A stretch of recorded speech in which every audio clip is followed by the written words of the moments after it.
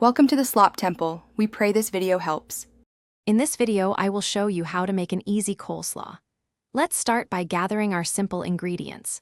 For the base, you'll need 1 small head of green cabbage and 2 medium carrots.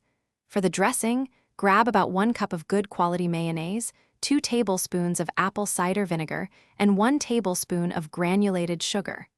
Don't forget a 1/4 teaspoon of salt and a pinch of black pepper to enhance the flavors. These fresh components are the foundation of a delicious, homemade coleslaw. Now let's get those vegetables ready. First, take your small head of green cabbage and finely shred it. You can use a sharp knife, a mandolin, or even the shredding disc of a food processor for speed and consistency. Next, grate your 2 medium carrots. This adds a lovely pop of color and a subtle sweetness. Aim for uniform pieces so every bite of your coleslaw has a balanced texture. This careful preparation is key to a delightful salad. The heart of any great coleslaw is its dressing, and ours is wonderfully simple.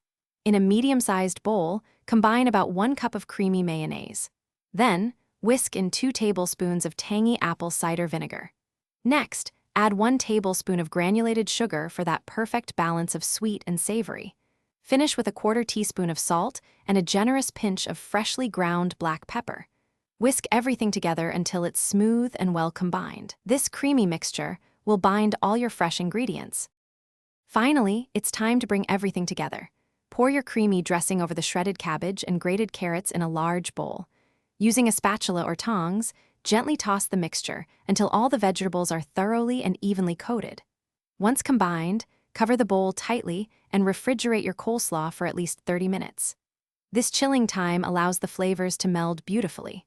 Serve your fresh, homemade coleslaw as a delightful side dish for any meal. Enjoy! Thanks for watching. Consider subscribing if we helped you.